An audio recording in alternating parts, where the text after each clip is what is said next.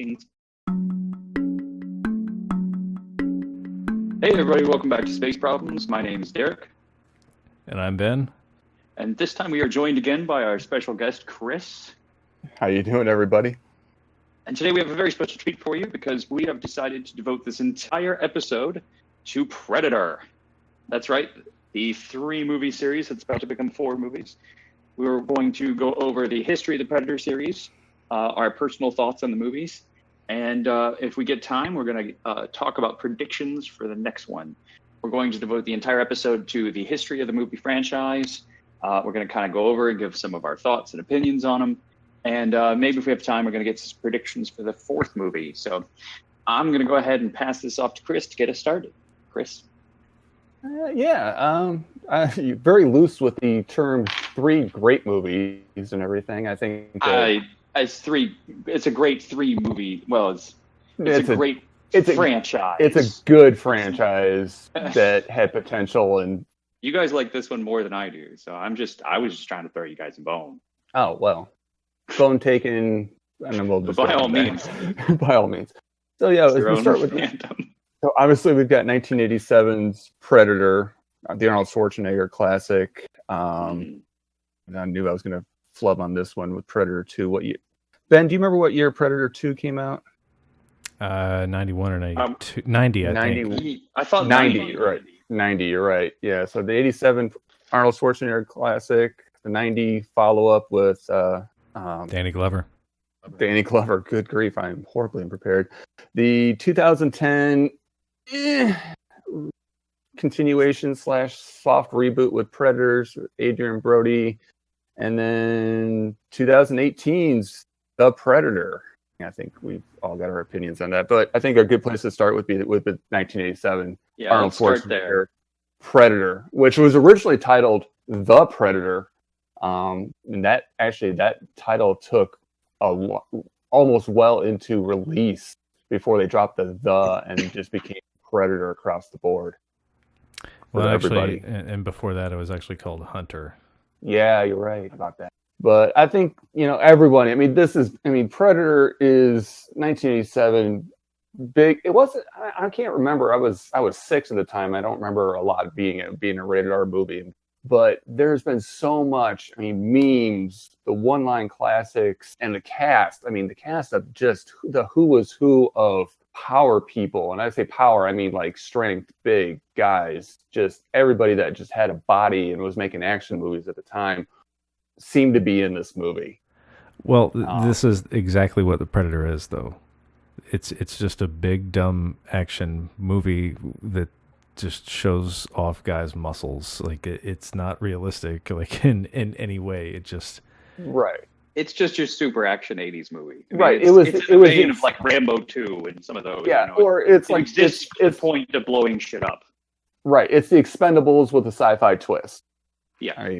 If you want to put it that way, but that's one thing I actually always liked about the original Predator, though. I always thought that the sci-fi element and the care that they took in developing the little bit of lore with the Predator, I thought actually elevated the movie. No, out of its genre a little bit. No, it totally did, because honestly, if you miss the first 5 minutes of the movie and you miss the space scene at the beginning, you're not even going to know it's a sci-fi film until the actual Predator actually comes on screen, or you see the heat vision. If you were late to the theater getting popcorn, and it's not even the first 5 minutes, it's the first 2 minutes. When you really think about it, if you're late getting in, you missed the title card, you're lost.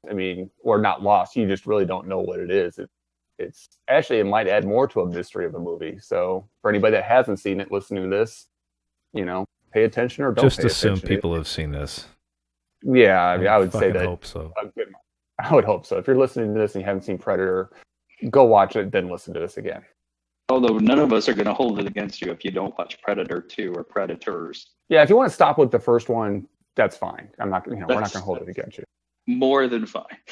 Yeah, but like I said, it was the who's who was doing action movies at the time, because you've got Arnold Schwarzenegger, who Terminator, Commando, everything else. Carl Weathers. Obviously the Rocky movies.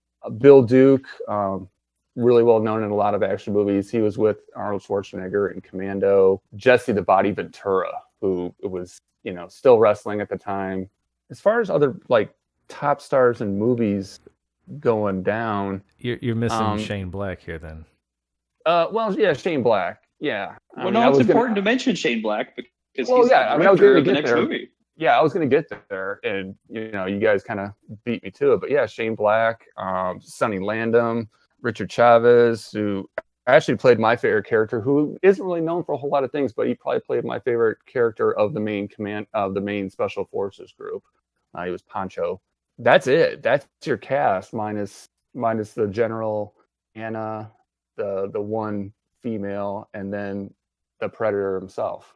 And there's your cast. Very, very small cast. I mean, you got some extras, but a very small, tight cast. Not a lot of other story development. It's just this group of special forces commandos, and that's it.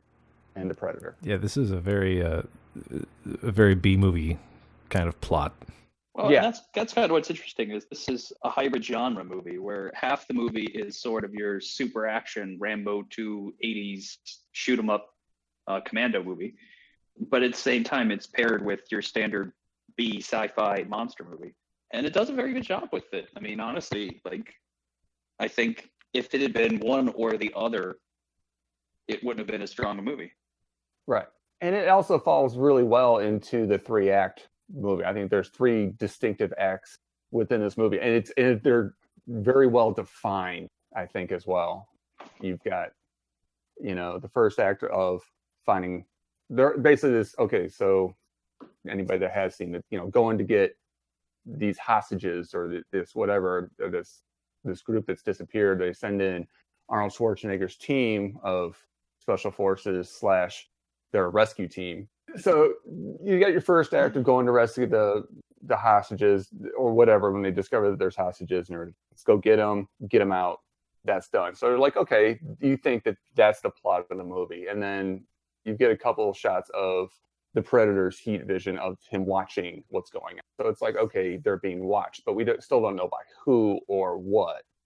And then the second act is complete annihilation of, it's the engagement of the Predator versus the Special Forces. And then the third act is the Special Forces team is completely wiped out, minus Arnold Schwarzenegger. Now it's mano on mano, Schwarzenegger versus the Predator. That's your very clear, defined 3-act movie. And I think it works extremely well in this movie. Okay. In Predator 2, it's a little muddled, but... Well, okay. Now, let me give my thoughts on the whole thing. First off, what I really enjoy about the Predator is it doesn't pretend to be anything like realistic. It just gives you what you want in an action movie, with some sci-fi elements thrown into it. Like it doesn't pretend to be realistic. Like you point out before, how terrible this Special Forces team is. Like in realistic form, yeah, it's completely terrible. And all it does is the movie does not shy away from just showing you how buff everybody is. How ridiculously buff everybody is. Oh, come on. Wait, you mean that handshake? You son of a bitch.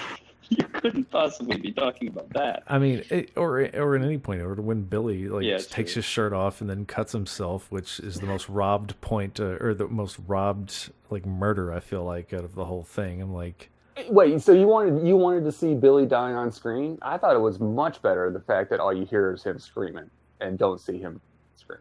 I mean, I felt it was effective, but I just felt like I just really, in my curiosity over the time, I really want to know what he did to him.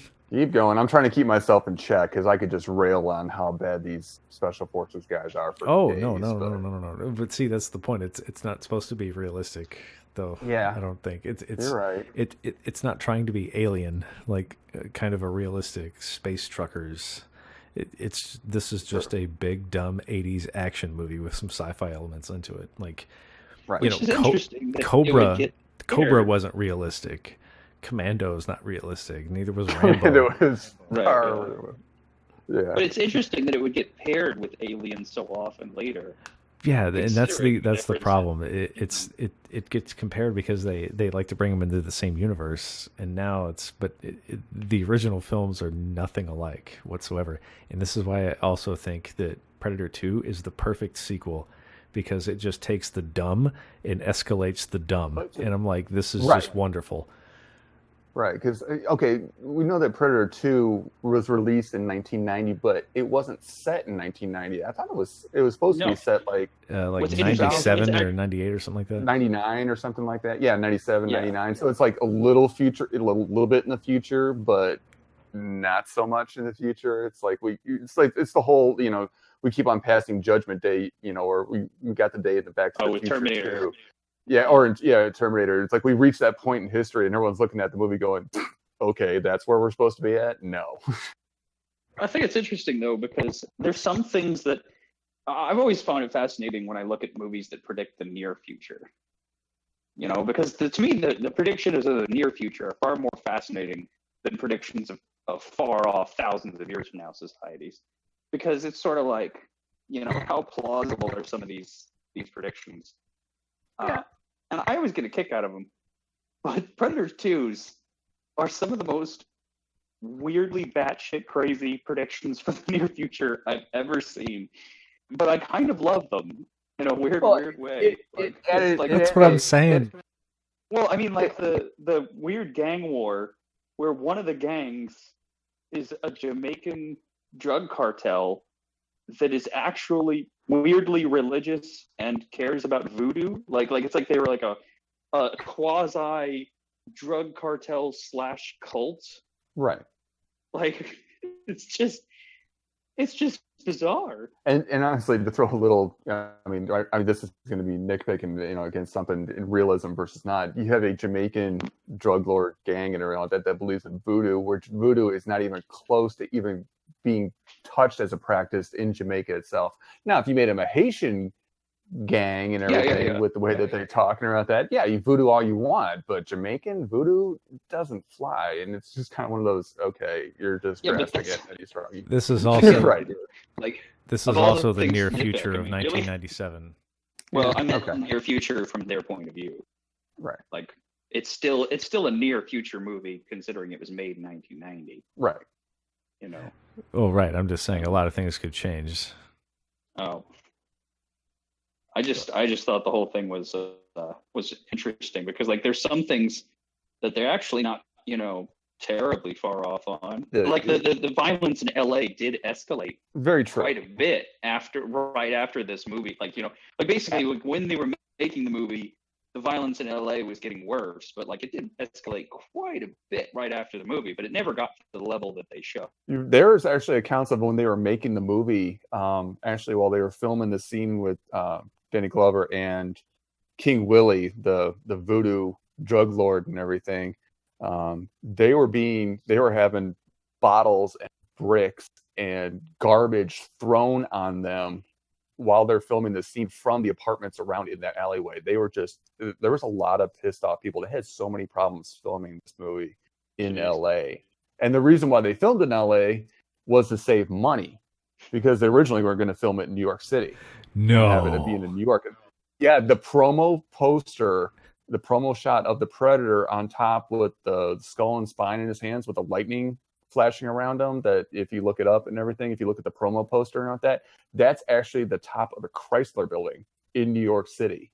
They had set this all up to film in New York City, and that was the promo shot to get this going, and was one of the first promo shots released. It was all supposed to be in New York City, and they decided it was going to be too costly to film in New York City, so they decided to film in LA where it was close to the home studio and could be done on a smaller budget. But they ran so many problems with the people of LA and their filming schedule. So in the end, it worked out because it was able to make it a little bit hotter and work the hot element or the heat element into the storyline of the Predator, that they come when it's really tropical and it's really hot in on Earth and everything to hunt, because it's closer, I guess, to their home world. But yeah, so many problems filming in LA, and especially at the time with all the violence that was actually happening in LA, it actually, like you said, added to what was being shot and filmed. Well, I want to step back here, get back to the first movie, and kind of take these movie by movie real quick. But I was interested to find out. You guys mentioned this actually right before we started recording the podcast, but I had no idea that Jean-Claude Van Damme had been attached to the project. at all. I genuinely didn't. This was news to me. I was really surprised. Yeah, he was the original man in the suit. And Ben, correct me if I'm wrong, but the suit was he was the man in the red suit for a lot of the motion capture, as we know that the Predator has the cloaking device. But was the red suit and the final reveal suit and all that didn't have lifts into it, because Jean-Claude Van Damme is really short, and to stack up against Arnold Schwarzenegger, wasn't he like built up into the suit at some point? It may have had stilts, but either way, he wasn't. He complained about the heat, and he didn't. I mean, yeah, and he was still short. Either way, he was quickly replaced, and I think Stan Winston got involved, and actually right after that, because they'd only filmed like less than 2 weeks worth of shooting with him, and I mean, it wasn't like they were filming in a really tropical place. I think they actually filmed most of it in North Carolina or something like that. This was actually in Central America. I think it was like Puerto Vallarta or something. Oh, that's right. Yeah, they were kind of on location. Yeah, they were someplace tropical because and they were on a time crunch too, because Arnold Schwarzenegger had to get back right at the end of shooting to get married to Maria. What's her name? Maria Shriver. Yeah, Maria Shriver. He had to leave like almost directly from the set to fly home to get married. He was really on a time crunch. Yeah, it's interesting because the pictures you guys sent showing the original Predator is really interesting. It's a far more reptilian look. They nicknamed it the chicken suit, especially the red motion capture suit was dubbed the chicken suit. Looks more like a lobster, but yeah, I guess I can see that. But I just thought it was interesting that they went with much more of a reptilian look. It's actually reminding me quite a bit of the Gorn from the original Star Trek. Like I can see this being the gritty Hollywood reboot version of the Gorn. Oh my God, are we going back to Star Trek already? No. I said my Star Trek piece. I'm done. Yeah, it's Derek. He's got to bring it up at least once.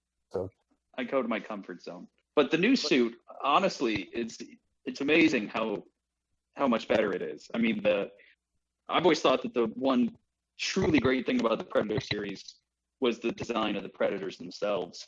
Regardless of the quality of the rest of the movies, I always thought that the design of the Predators was very top notch. Like I always enjoy the armor, the weapons, the alien nature of it. It's still very grounded in what we're familiar with. Yeah, Ben, you said that was Stan Winston that they brought in.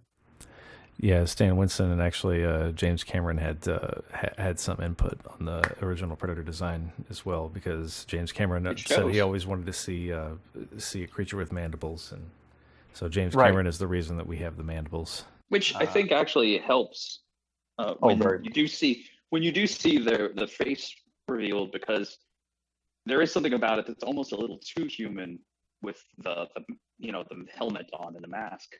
So it was actually, I think it helps the narrative for when he takes the mask off to suddenly have this extra alien element, the mandibles, to really help, cement the otherworldly nature of it. Yeah, it sells it. Thank you. That's what I'm trying to do. Yeah. Because if he leaves the mask on in the final mano-on-mano fight with Schwarzenegger, it's just a big, beefy, almost humanoid. I mean, well, he's humanoid anyway, even with the mask off. But like you said, if he left the mask on, it would be very...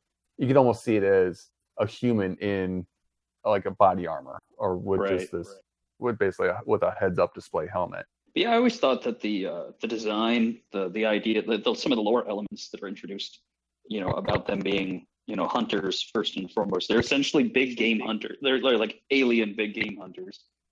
Yeah, I always thought that was the most interesting part. This is a very one-dimensional species. Yeah, it's okay. I won't bring up Star Trek again. You were going to. I was like, all right, go for it. Well, I was just going to point out that that's very common in sci-fi, though. Right. I was actually talking to a friend of mine the other day. We were discussing the one-dimensional alien races. That's a common trope. Right. Or even to kind of bring it to this and that the xenomorphs are a very one-dimensional alien race as well. True, but the xenomorph I've always equated as just being an animal.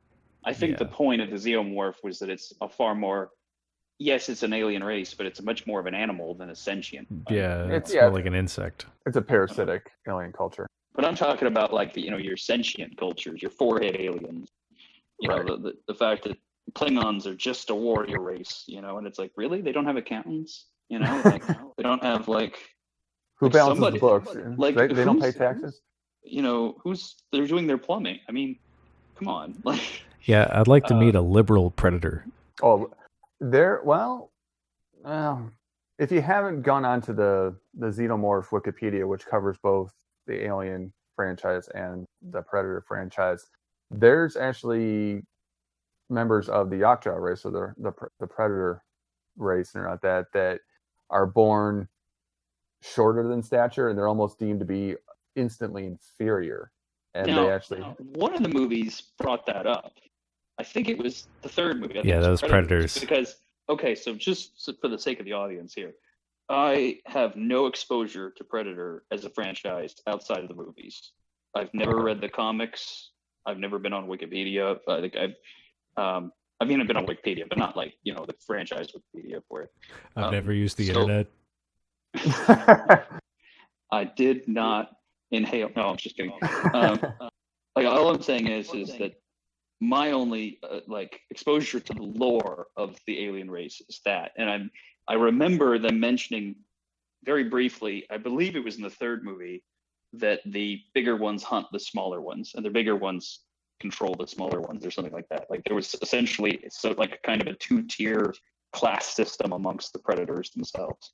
Ben, correct me if I'm wrong, because I know you've delved a little bit more in the comics than I have, but that really, the dual, I guess, predator race of the predators and the super predators wasn't really brought up until that point, or until 2010 when Predators came out. I don't remember it ever being any of the comics or the video games for for the stuff that we got while in the 90s.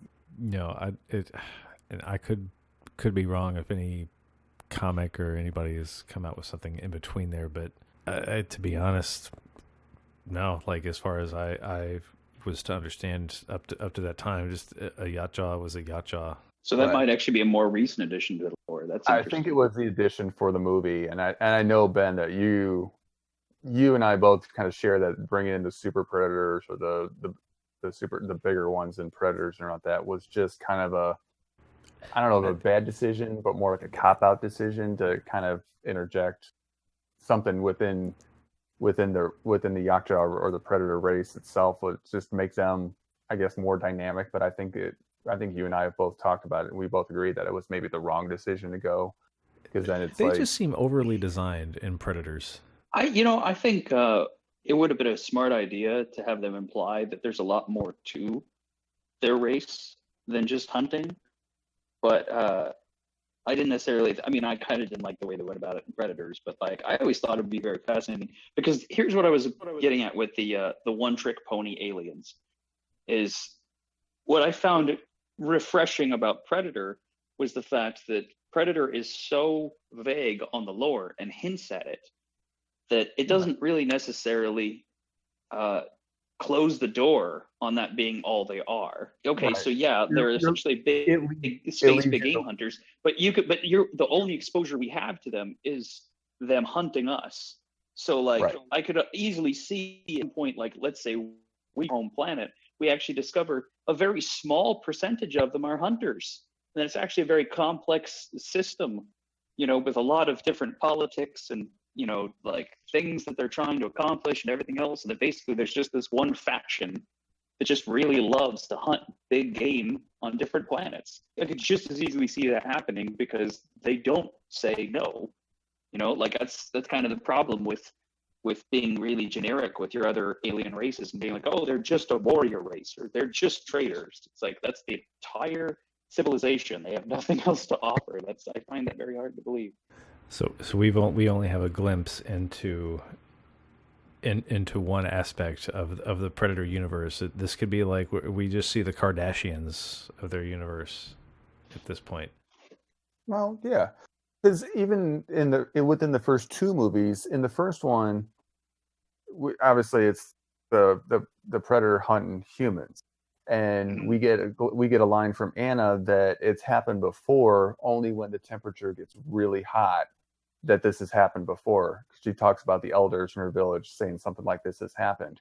And then when we get to the end of Predator 2, when we have the showdown in the alien ship in the sewer, when Danny Glover goes basically into the trophy room and you see all these, skeletons and skulls of all the other game that he's hunted, including the xenomorph from Aliens and everything. There's a xenomorph. It was not subtle. It was not subtle. It was right there. It was in your face. But we get to an expansion that, okay, these guys don't just come to Earth to hunt humans, that they are a universe-wide hunter. They go all around, and then the big reveal at the end of Predator 2 when the Elder tosses the flintlock pistol to Danny Glover is that they've been doing this for a long time, that they've been coming to Earth for hundreds of years to do this. So it kind of the little hints at the lore and the hunting methods of the Yaktjas really, I like the fact that they're a little bit like that. It, like you said, it leaves you to ask those questions and kind of insinuate yourself what the rest of the race might be like, but there's not a whole lot thrown in your face. And I think that for the first two movies, that was great. I believe they do have a long lifespan as well.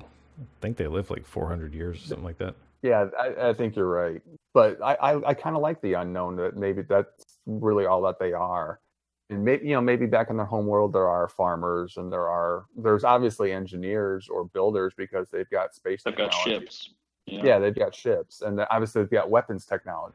Well, they reproduce. I'd like to see a female Predator like on screen.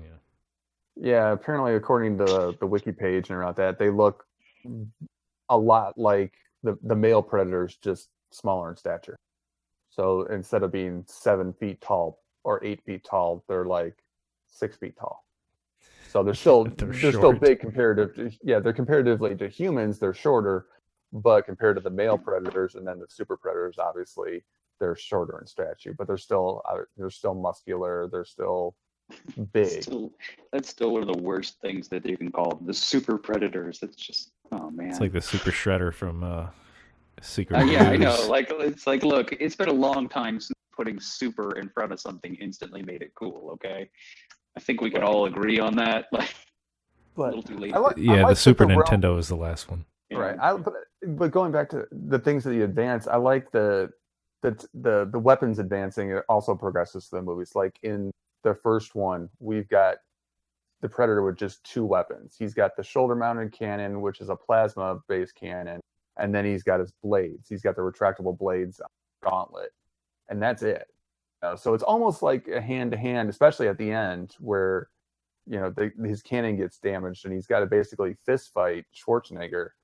I like that it broke it down to a brawl, essentially, a fist fight, and then we progress from there. It's like, okay, let's add a couple weapons.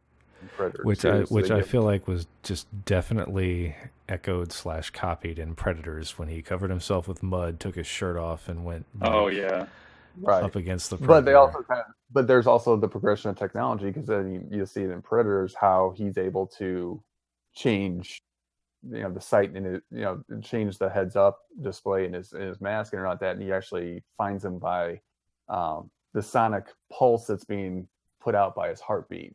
And we get that from the second Predator movie, like where he's able to flip through just from the heat display to the infrared, there are a couple other ones he sees and all that, and that's how he's able to see ultraviolet lights in the warehouse or the slaughterhouse. Yeah, there's some good ideas in Predator 2. Oh yeah, the progression of technology, especially in the technology and the Predators themselves around that throughout the movies, has been good to a point. I think that obviously in Predators they took it a little too far, and I think that I'm going to talk about the newest movie coming up. That's actually one of the things they say in the trailer is that they're adapting their technology as they go or on the fly. It's like they've come here, they've tried it. It's not. Well, one thing I do like about the Predator series is that it does progress with time.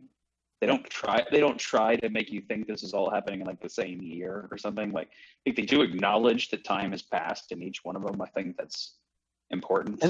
And they've acknowledged the previous events or the previous movies within the franchise itself. Right. Predator 2 mentions. But no, one thing that does bother me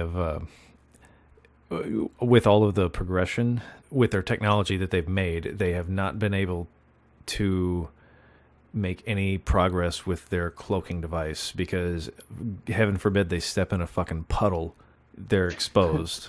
It shorts out essentially. Yeah, but I have two opinions on that. One is from trying to make it work with the story. My thought is that the cloaking device is probably an incredibly complex piece of technology, and it does improve because the quality of the cloaking device is clearly better in the second two movies than it is in the first in terms of just cloaking in general. But the other reason I would give, and this is far more from like a practical filmmaking point, is honestly they kind of have to give them some kind of weakness for the cloaking device. Like just from a storytelling point of view, if that cloaking device did not have some kind of weakness, then there'd be no movie, because then the invisible predator would just go over and kill everybody. True. And it'll all be over in like 12 minutes. Okay. True. But with that logic though, of aside from a filmmaker, say if this was a real species, aside from it being a movie. Oh, true. No, I understand just like, what you're saying. Well, I'm just saying this is why you'll never see the Predator in Seattle. Fair enough. Oh God, he's got to come on the 4 days a year that it doesn't rain in Seattle. 3 months in the summer, but no, the rest of the year. It also has to be hot enough, right. Which it won't be. Right. Although they could show up in Texas, that's for sure. Right. And a Predator Western, yes, please. Ooh, I actually kind of like that idea. That's kind of interesting. What do you like it? I wonder why haven't we have this in the desert? Shoulder cannon draw. Well, no, like think about it. Like actually set it back in like 1880 or something like that, and there is a way more interesting Cowboys versus Alien. There's a fan film, if you guys haven't seen on YouTube. It was the Predator in like medieval times. It was actually fairly well done. Really, that'd be fascinating. I actually like to see that. By the way, just as a side note, I want to point out, I find it interesting that Predator is probably one of the most prolific fan film topics of all the franchises.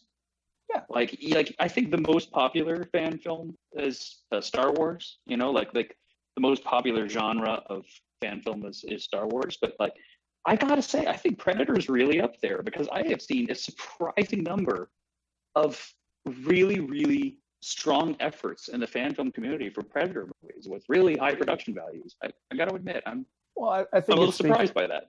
I think that speaks to the concept of the movie. You know, I really do.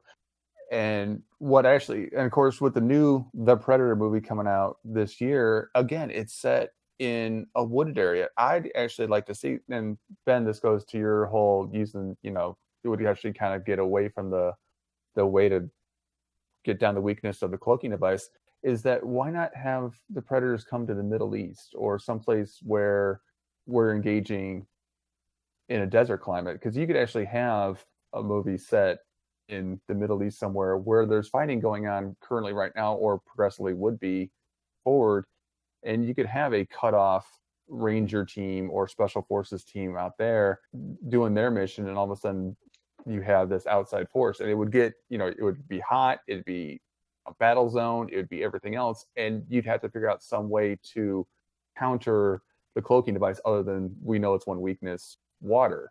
And it's like, okay, it would make that one weakness. Oh man, you could do some good stuff with that. Could you imagine like how cool a shot would be if like the wind suddenly kicked up and you just saw like the displacement of the sand with where the Predator's standing? And that's what I was thinking of, and that'd be like the one way that they would actually, you could go around the water aspect of it, but you could actually, blow sand on it, and you would be able to see outline for just a little bit, and his footsteps in the sand would actually be a way to see him as well. So it would draw, and you could actually do a lot more invisible Predator, quote unquote, than you would be just to have to, okay, we can't do the cloaking device anymore. So you would actually have more hand-to-hand or hand weapons fighting with an invisible adversary, essentially going around, just footprints and what you can see the sand blowing on. And I think that'd actually be a really cool shot. We've been able to progress technology in film industry right now to the point where you could be able to do that with CGI.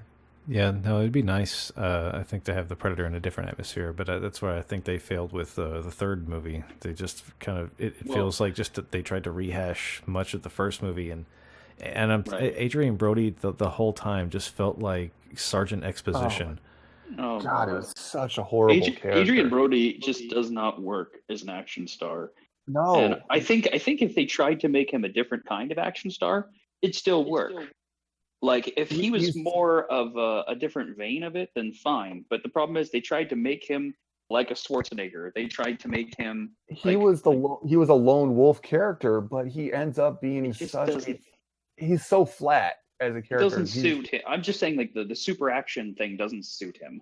No, like it just doesn't work. It didn't work. That movie didn't work on a lot of areas. I mean, it's kind of like Nicolas Cage's Superman. Like, no matter how much Nicolas Cage wants to play the part, it just doesn't fit him, and I'm sorry. But, it doesn't. It wasn't the best casting, and I don't know. You could say that about every Nicolas Cage movie. Oh, true. But Nicolas Cage in Con Air with that southern accent, it just doesn't suit him. Just that weird mullet thing. Yeah, I think Predators was a really good idea that had a really poor execution with the script. Right. I think their heart was in the right place. I think they had some good concepts. One of the best concepts I liked was having these warriors with the human characters, the warriors, quote unquote, from different areas having to come together to basically work as one. So you've got all these guys that are warriors in their own right, in their own aspects, being dumped into an area and having to overcome their own differences, and they don't really overcome a lot of differences, but then having to work together. And I did like that aspect of it. And that could have been a completely different situation, because, you know, that one guy that, you know, his parachute didn't open, they lost a guy off the bat. I mean, imagine that guy could have been the hero of the story. Yeah, I'm sorry, I have to mention this, though. I realize that the Predator movies don't try to take themselves seriously, and they're not really trying to be very accurate. But I gotta say, the first opening, 30 seconds of that movie, they're all dead. Oh, dead. Nobody survives a parachute fall like that. No way in hell that anybody survived that parachute fall the way it's portrayed in the movie. Right, because they all open. The only ones we see are the guy that this parachute doesn't open and who basically liquefies.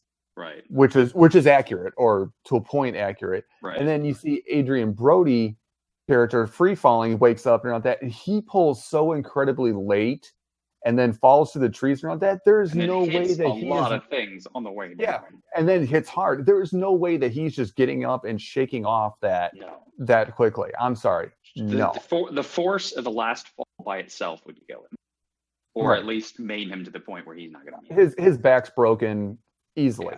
Yeah. I'm sorry. Like I said, I don't want to nitpick, but I'm a big believer in keeping it within the scope of reality. Being cognitive of the jump the truck moment. Because I think it's important to remember that the best rule of thumb is only take a movie as seriously as it takes itself. And while this movie doesn't take itself very seriously, it makes one thing very clear, which is that it's trying to at least ground itself in the rules of reality.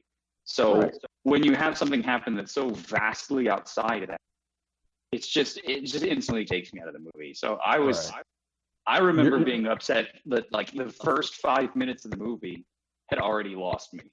And I'm like, look, you might get me back later, but just that first opening, I'm already guys. You're shaking your head. You're like, oh God, okay, get me back into this somehow. You're looking for that. You're looking for that back end. But and that's a bad place to be in your movie, because at least the first Predator, when they did ridiculous over the top crap, it was expected that they were going to do ridiculous over the top crap. Yes, this is loosely grounded in reality, but it's still a super action movie. So things are going to explode that don't normally explode.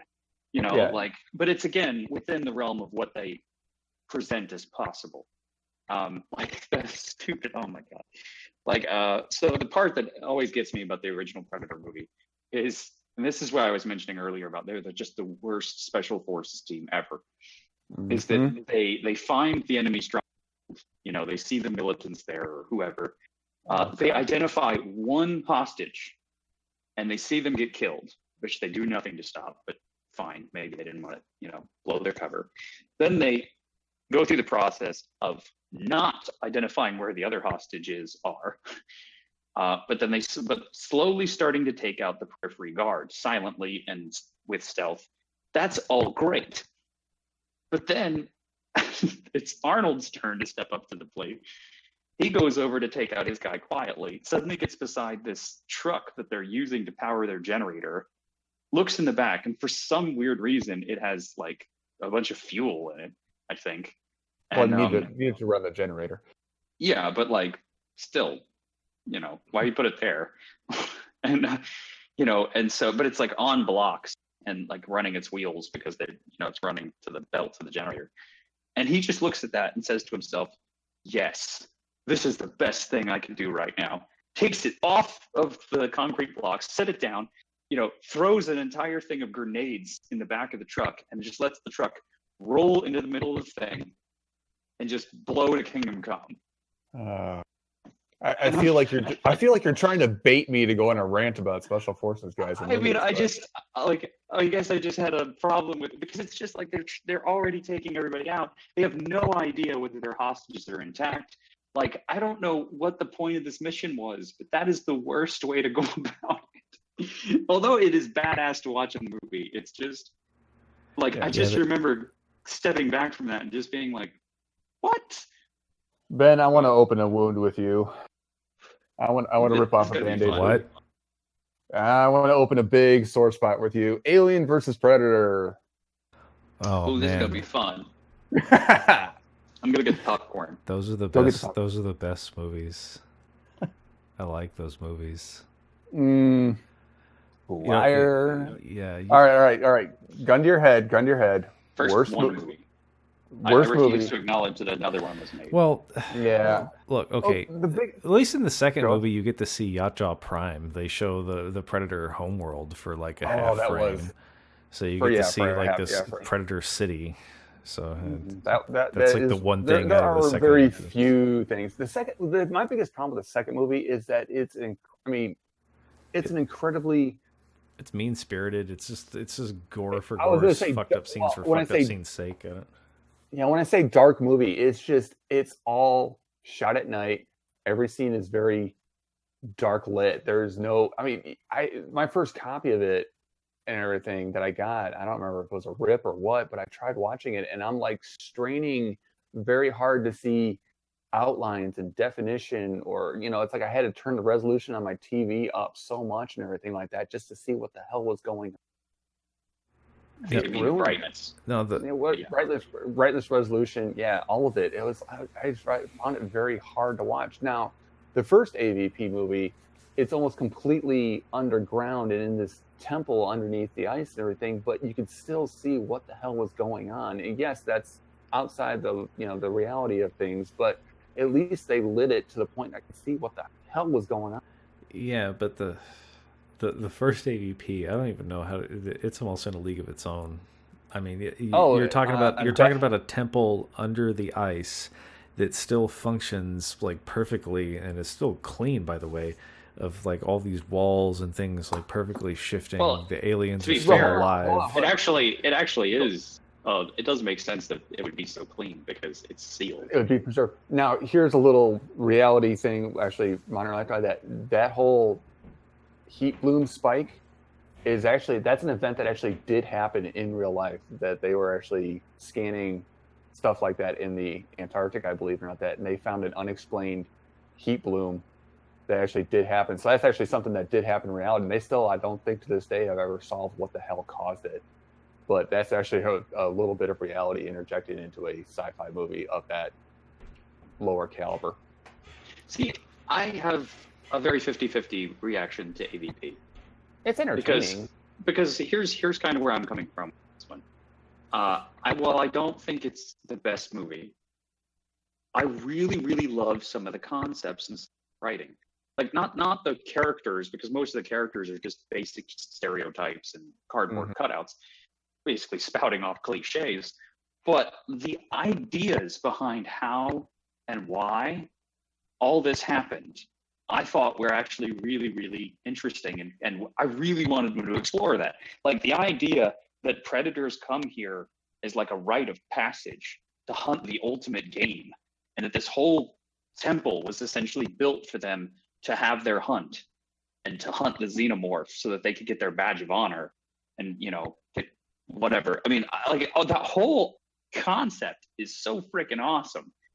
And the point in which the movie really gets better is when it comes down to suddenly just the predator, what's her name? And he basically acknowledges that she is a hunter as well. Yeah, that she can actually be useful. It's the whole enemy of my enemy is my friend kind of thing. And then he marks her. Well, actually, he doesn't mark her at that point, but he gives her own, the trophies she earned. She killed the xenomorph, so she gets the head, she gets, the tail, and it becomes her weapons. Right. And from that point on, the movie's actually pretty solid. Like, all that stuff is great, especially when at the end he marks her as an acknowledgement. There's like a warrior honor thing there. Like, all that stuff is so good. The rest of the movie, though, is just so poorly done in so many ways. Yeah, the quote unquote whatever the male or what I guess would have been the love interest or whatever they're trying to do with him. Like everything of it was just so cliched, like set up, and he's like, "Oh, we call this Hunter's Moon," as they're going into. Yeah, it's like oh god, it also goes back. It goes back to what you guys have said before. Hey, I have a family. I'm not going to die first, am I? Because I have a family. And this brings up when you get something you guys have brought up before, is that these scientists around that really don't know how to science, and the whole, we're bringing extra guys with us for protection, but and then all of a sudden it's like, well, we were expecting this bad thing, so let's just open this crate full of guns and everything like that. Let's do it. No. And, no one honors any concept of archaeology as far as preserving the dig site or, not touching things or. Yeah, okay. It's like one of those, hey, we've discovered the temple and everything like that. We should call, now that we know it's here, let's call the rest of our researchers, let's invest more money instead of exploring it and, doing everything the bass-ackward way. I mean, it fails on the human level. Yes. But as far as the sci-fi and alien level part of it, I think you're right. I think there's really good concepts that a lot of them were executed really well. And I love the fact that we get the Wayland part of it, which connects it across the board. I kind of didn't like that. The only reason I didn't was because they made a point of saying it wouldn't connect. So I would have rather them just said straight up, we're definitely not connecting it, or we definitely are. But instead you get this weird middle ground where it's like, yeah, it kind of works. And with Wayland's inclusion, it's like they're trying, but then they're not trying very hard. It's almost in a strange way, it kind of connects to Prometheus. So you got this eccentric old man with a lot of money. And it's like, we're just going to do whatever we want with the money. Screw it. Well, sure. Let's. Okay, I'm curious now. Let's get into the new one with Shane Black. Okay. I'm curious because obviously the trailer was awful. Oh God. The trailer was. I know we all talked very to each other lackluster. I'm sorry. I just threw up in my mouth a little. Oh, can I bring up the most obvious thing that's going to just read back because I know we all commented on this in the trailer from the man who brought you Iron Man 3. Dude, it said the same thing, dude. Shane Black did The Nice Guys in 2016. It's one of my top movies, like probably within the last 5 years. Like The Nice Guys was a really awesome movie. But even that trailer from 2016 even says, from the director of Iron Man 3, it's like they still bank on this for some reason. Well, it's the idea that it's a much higher budget, more high-profile movie. Because you're also trying to get the Marvel watchers to watch something like this. You're going to get so it's okay. So it's like from that because while Iron Man problem is it's a liability though. True, but okay, but let's get past that.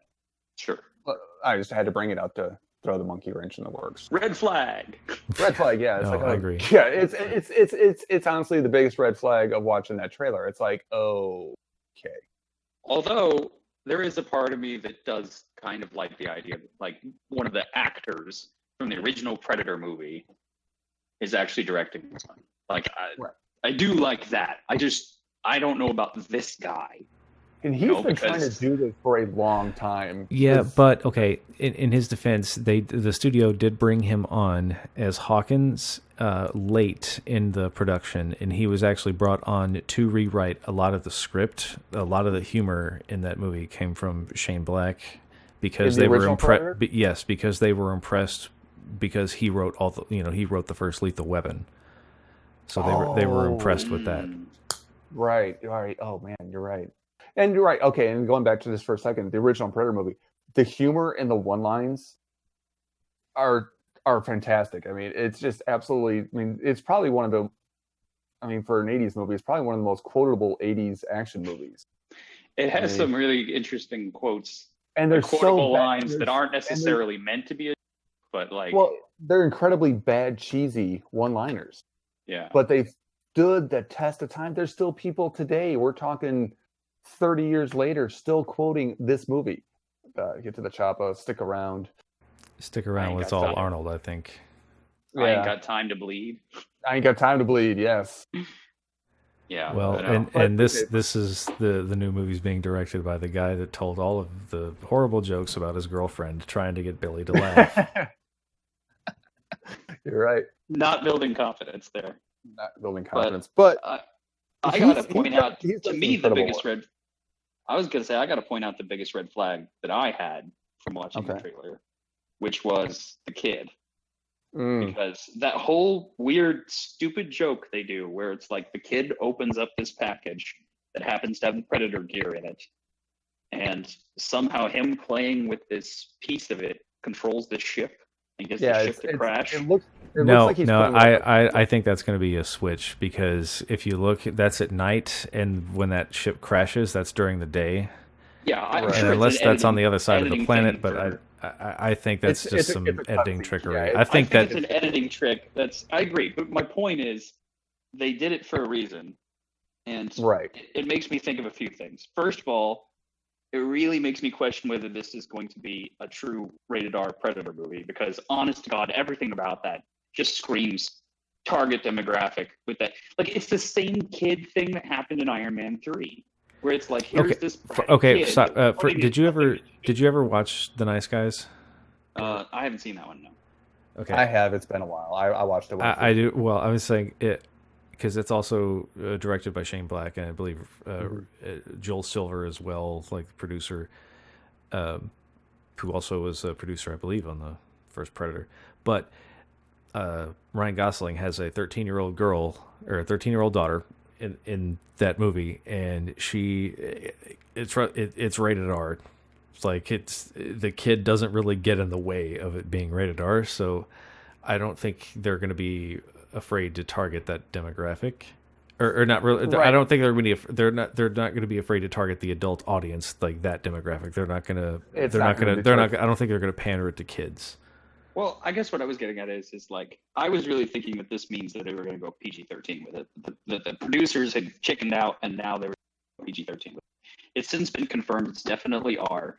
Right. But I still feel like this is kind of like some kind of underhanded, like, let's get the kids here kind of thing. Especially because the other thing is, the kid is way too old to be playing with the toy like that. Like, he looks like he's like 10 or something like that, and it seems like odd for his age. Well, the kid, the actor is actually only 11.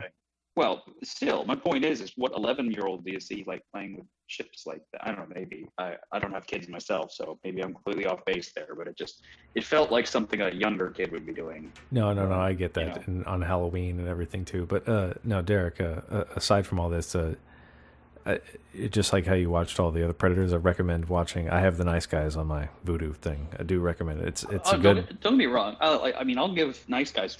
I'm not dogging on Shane. I'm not dogging on Shane, and I'm not saying he can't pull this off. What I'm saying is that from strictly a trailer point of view, what I saw was like the first 30 seconds of this trailer felt like it was pandering to a specific audience. Right. No, I agree with that. It was setting up this sort of weird, yucky humor. Like yuck kind of humor. I'm agreeing with you. I think the trailer's misleading. I think the trailer is misleading, though, and I would hope at least. I think they're misleading the audience, and because if the trailer or if the movie actually bores out to be like the trailer, it's going to be really disappointing. We've discussed this before that the way that studios cut trailers is very misleading, and yes. And I'm hoping we should actually do an episode just on bait and switch. Oh, I'm totally on that, and I think one of the biggest ones recently is Infinity War with me, but a little off topic. I'm waiting for the second trailer in this one. The first trailer, obviously, I'm going to see it anyway because I love the franchise, everything else. The trailer did not give me any, like, oh my God, this better come out next week feeling to it because I really want to see it.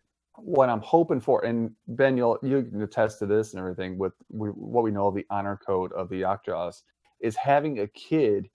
It's introducing the kid in the trailer. It's like, well, there's your anti-predator right there, because we know that the Yaktjaws don't hurt kids, and it's one of those. So now the kid becomes basically like the anti-predator. It's almost like your bug spray. It's like your anti-predator deterrent. It's like, oh wait, this thing's going to kill me or not that. Hold on, let me just pick up the kid and use him as a shield. You won't hurt this kid. You won't hurt this kid. You won't hurt this kid. I can use that to my advantage. It's like Raid for Predator, just like spray him in the face. So by seeing the kid in the trailer messing around with the Yaktjaw gear, the Predator gear, it's like I already know that this kid is going to be used in some way to defeat the Predator. It's like I know this already. I can see it. You give me one of the biggest plot twists right there. You're almost giving me, giving away the end of the movie right there by having this kid in the trailer. I can see this happening, and I hope I'm the first movie to do it either. Well, no, because we saw it in Predator 2 in the subway scene where the Predator is about ready to slice the female police officer, and he looks down and he sees that she's pregnant. It's like, oh, well, I can't kill you because I'd be killing the kid. Okay, so we know that that's part of the honor code of the Yaktjaw race. It's so can the Predator recognize water guns, like with that kid that offered him candy? Did he know that was fake, or was it just that it was a kid? I think it was a kid. I know that he didn't kill Waylon because he saw his heart was exactly exactly. Was there ever a time where he didn't kill a pregnant woman? Because I seem to remember there being something where he didn't kill a pregnant woman. That was in 2. That's what Chris was just talking about. Yeah, he looks down, he sees the fetus is growing inside of her and everything. It's like, and he spares her. And the kid with the candy, I think that also, I can't remember exactly, but I think that seeing the water gun with his vision, he'd be able to tell that it wasn't a vision of a heat vision of a water gun and an actual gun are going to show up completely different, because the water gun's almost completely hollow. It's going to look different in vision than it would a regular gun. So right. I think that kind of gets around it, that one. But and I want to know who's sending this gear. And I know that they'll explain it, because it seems like they've also encountered an incident with the ship and around that. And I think that gear that whoever shipped it home is part of a past story that's now coming forward. And it's like, who sends that stuff home? How do you get away with that? What I'm suspecting is in the trailer, what's his name is getting questioned. Right. I'm suspect because he found something. I'm wondering if he grabbed stuff and then somehow had it sent home, and then they're questioning him on it, and because he was afraid to keep it out of the government hands, kind of thing. Yeah. Right. So I'm wondering if that has something to do with that. Right. And the lab that they go to, where the woman explains that they're adapting their technology, is this a lab based on technology of what we found? Because we know that this is a direct sequel to the Predator franchise, the first Predator one. The first Predator. They said that this is like the direct sequel to Predator, and I'm guessing Predator 2 as well. So wait, are they kind of pulling more of like a Jurassic World, where it's like, technically this is a sequel to all of them, but really they're only going to acknowledge from what I'm to understand is this is a sequel to Predator 1 and 2, and Predators has not happened yet. Well, I don't think that they would know about Predators happening because nobody made it back. Well, this is just from what I've read of this what I've read online, that somebody somewhere said, and just so who the hell knows, but that's from what I read. Well, I don't know. I gotta say, everything about this trailer made the hairs on the back of my neck stand. It just everything about it was giant red flags that this is going to be a terrible movie, and I don't want it to be. I kind of hope that it's just a bad trailer, and that it'll actually turn out to be interesting. But right now, I'm just not excited for it at all. Right, I'm waiting for the next trailer to drop. I mean, it's supposed to come out in September, so that's what, June, July, August. We got 4 months to go. I mean, they'll probably drop another one at 3. Would be my guess. Around 4th of July or something like that. Yeah. Okay, and I kind of had the same thing with Solo. I mean, I was looking forward to the Solo movie for a long time. When I saw the first trailer for that, I wasn't overwhelmed. But when the second trailer came out, it was like, oh yes, this is better. So I'm hoping I get the same effect with the second trailer. Is that I'm hoping to see more of. I don't necessarily want plot details, but I want more development of maybe even just more shots of the Predator or more shots of this team that's going to go up against it. Well, I think one of the big problems with this franchise in general is because there's a lot of things where big franchises, no matter how much they want to keep pumping movies out with them, they're going to run into some core problems. Like Terminator, for instance, is always going to run into the Judgment Day problem. It's constantly going to be having to address the Judgment Day problem. And Predator, I think, has the potential to expand itself, but it's always going to deal with the problem that basically it's man versus predator, and at what point is this going to go anywhere deeper? And I still think there's great storylines you can get out of that, but at the end of the day, all 3 Predator movies have come down to just man versus predator. And this is where we've also discussed my issue with Star Wars. It's always the dark versus light, and I feel like the episodic series can't get away from that, and that's this. Well, so I feel like the Predator has that same issue. Yeah, exactly. Right. And I think that's why Star Wars, the saga, shouldn't be touched. Star Wars 1 through 6 just needs to be left alone, and that any other Star Wars movies that come out need to explore other stuff. That's why I was actually really encouraged when I first heard about Rogue One, because I liked the idea of war in the Star Wars universe. I'm not going to get on that topic. I just want to point that out. What I'm saying with Predator is I think that the only way they're going to really get more life out of the Predator franchise is to expand. And one thing I'd actually like to see them do is something I thought they were doing in Predator 2, and I was actually really disappointed they didn't go in this direction, was I love the idea of experimenting a lot more with motivations and what they do and why. And I thought the second Predator movie was actually building up to the idea that the government had actually found a way to control one of the Predators, and that they were essentially using it as an assassin. I thought that was what they were doing in Predator 2, which is that the reason the Predator was killing off all the gang members was because the government had actually gotten control over it somehow, and was using it as an assassin. And I thought that's actually really interesting, because what could they do to get leverage over it? And then you'd have to get some other human to help him escape the control or whatever, I don't know. I'm just saying, ideas like that, I think, is getting a lot more out of this franchise than simply just versus them all the time. I mean, honestly, I think what I'd like to see, and you'd have to do it so secretly and everything, would be to have a 2-parter movie coming where the first one's announced, you see it and not that, and it's so hard to do because you can't do cliffhanger movies these days because of the internet and the way it turns out. I would love for this movie, if this is the way I would like this movie to end, because I think it'd expand. I want the Predator to win and defeat everything.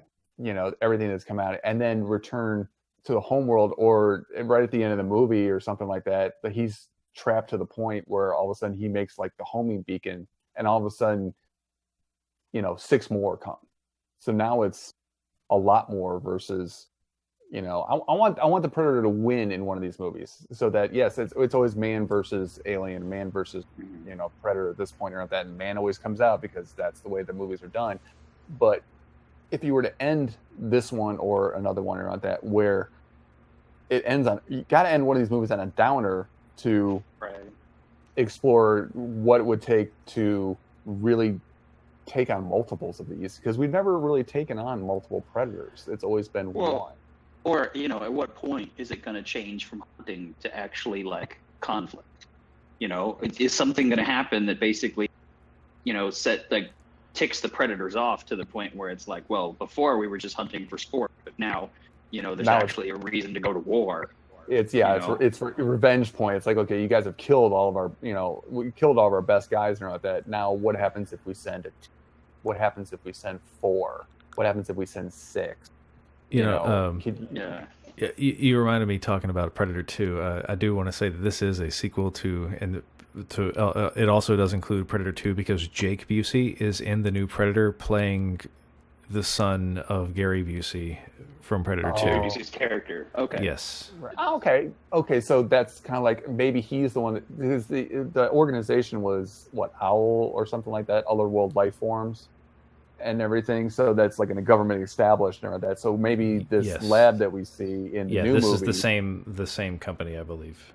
Oh, okay. I like that. I think that because they've been able to explore a little bit more of the tech and everything, and maybe what are they doing to get our tech up to their level? Maybe they do realize the fact that there's maybe this is building up a threat to, maybe there's multiples of them, because I'm looking at that image.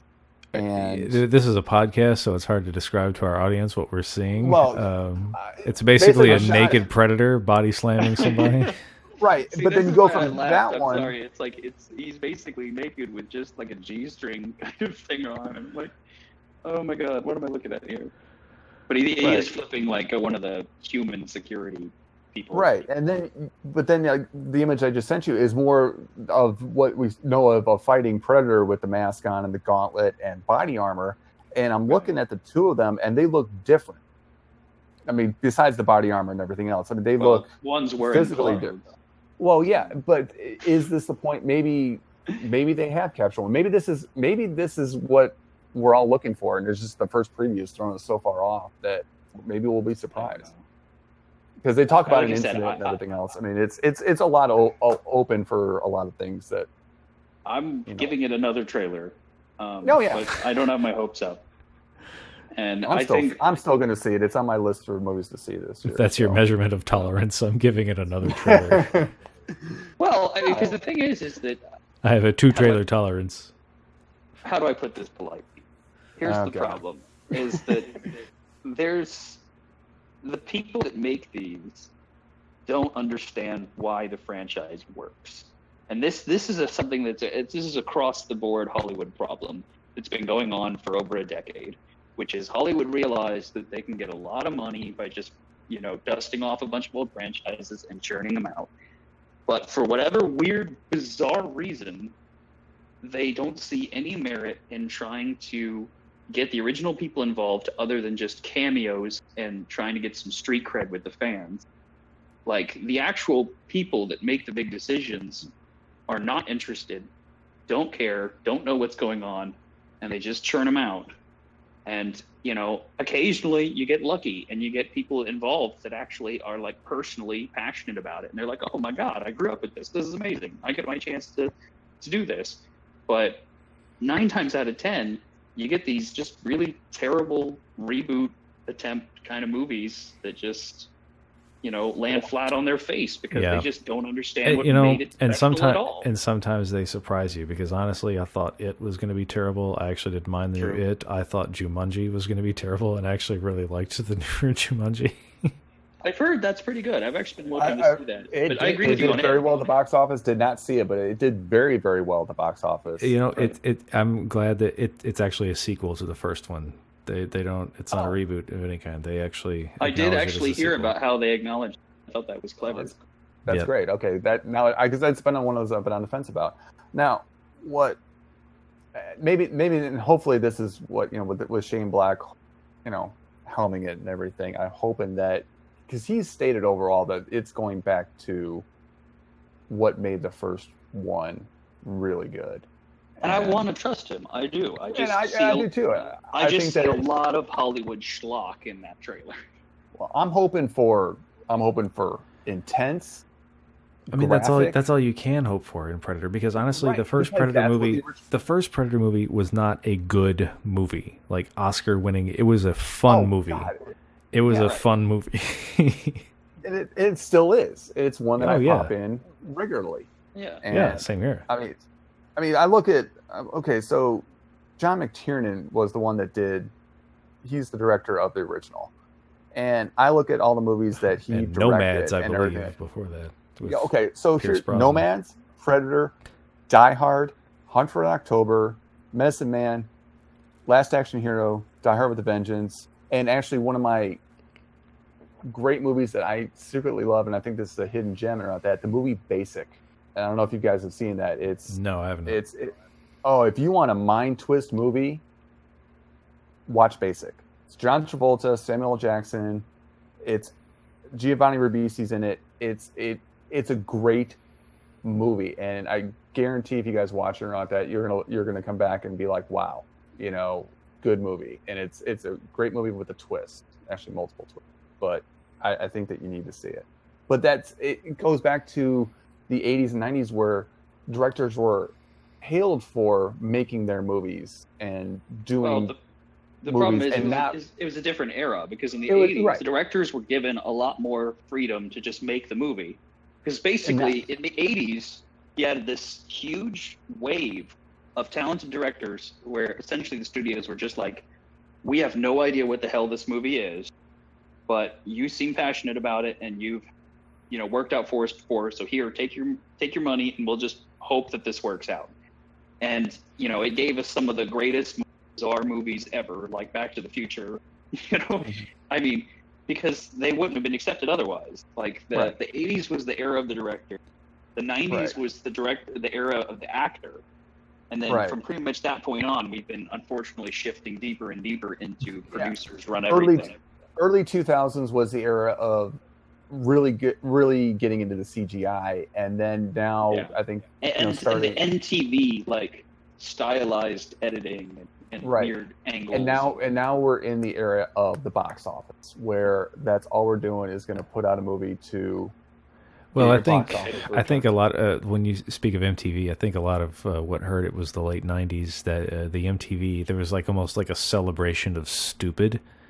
With Jackass and like all with the Tom Green and they were able to crank out shooting. Well, but yeah, they had to, but still they were able to crank out all this shit and make a ton of money and just realize I don't think that helped. We're still, unfortunately, I think we're still riding hopefully the very end of the reality genre, the reality TV genre. I'm hoping that, love of God, that whole thing go away.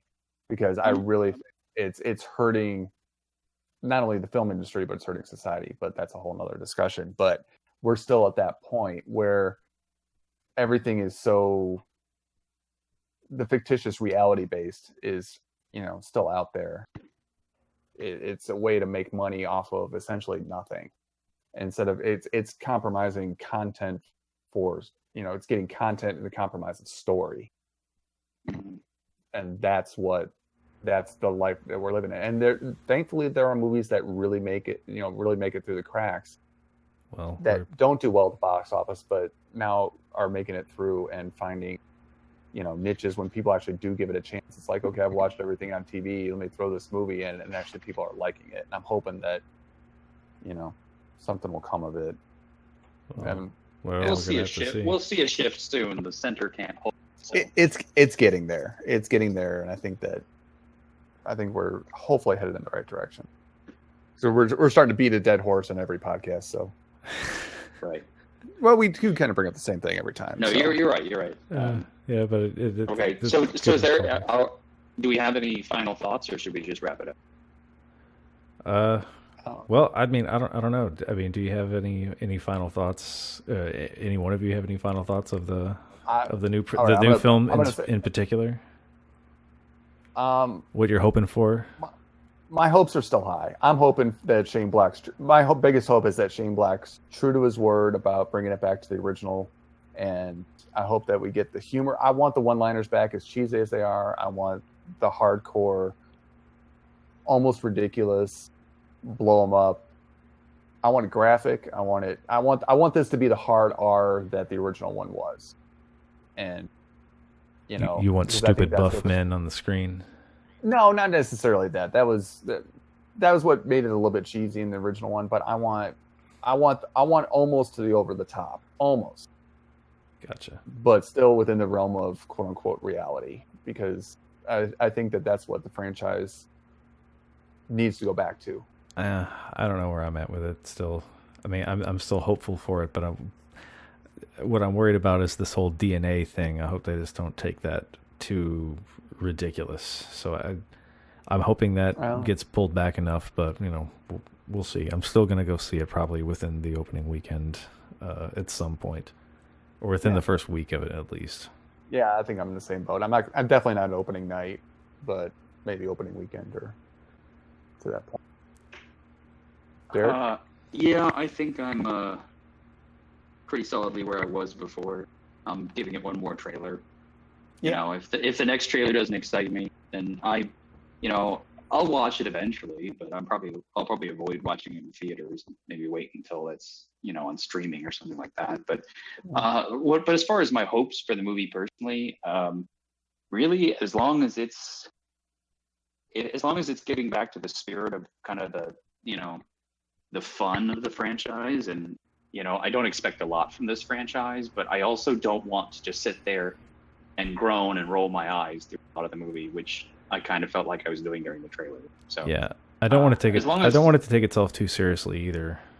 Right. Yeah. I don't need to know every character's backstory, because that was actually what made the first one really good. Is that you didn't know a whole lot about these guys. You just knew what they were, and that was it. You just got to see their reactions to each other. Like they were close just with the way they interacted with each other. Like that's all you had to know is just they were really close. You didn't need the backstory. That's what you need again in this one with a lot of the characters. You don't need everybody's backstory. You don't need to know that this guy has 4 kids at home and a wife, and or this guy's wife left him and everything like that. You don't need all that stuff. Very efficient for an action movie, similar to the first Terminator. Like you get the exposition during a chase scene. Like you get just give me the fun. Yeah, exactly. Give me the fun. Give me the bullets. Give me the bullets and the bombs and the blood. The green blood. All I need. Do you know what that was? The green blood. Just they killed a Vulcan off screen. Glow sticks. Glow sticks and KY jelly. Okay. That is your predator. That is your Yakjaw predator blood right there. Good to know. Yeah. I could the trivia in the making of Predator actually is something. Yeah, and in order to heal a Yakjaw wound, be sure to get drywall. Yes, and it's still weird from the second movie, like the weird, almost the chemical it's like an alchemy kind of thing. That right, it's fucking voodoo magic. There we go, fucking voodoo magic. Maybe we should all leave with our favorite quote from them. I was gonna say, on that note, I was gonna wrap up. All right, let's do that. Let's leave on our favorite quote here. You're ghosting us, motherfucker. You do that again one more time. I don't care who you are back in the world. Give away our position one more time. I'll cut you. Leave you to die. Real quiet like. Got that? I just love that delivery. It was just perfect. That was a good line. Yeah, I think I'm going to have to go with what's the matter? The CIA got you pushing too many pencils? Yes. Love it. All right. I know I mentioned it earlier, but it really was my quote of the whole thing, which is just I ain't got time to bleed. It's just the most ridiculous thing ever. Yeah, there wasn't too many one-liners. I mean, most of the one-liners in the second one would come from Bill Paxton. Like, surveillance is my specialty. Bill Paxton, the only guy to be killed by a xenomorph, and a Yakjaw, and a Terminator. Oh, true. Terminator 1. The trifecta. And a heart attack. Members. Oh. Sorry, that was bad. Sorry. Well, on that depressing note. Yeah. Rest in peace, Bill Paxton. You will be missed. Game over, man. You are missed, Bill Paxton. All right, well, that's going to wrap it up for us here on Space Problems this episode. I'm Derek. And I'm Ben. And I'm Chris. And we'll talk to y'all next time.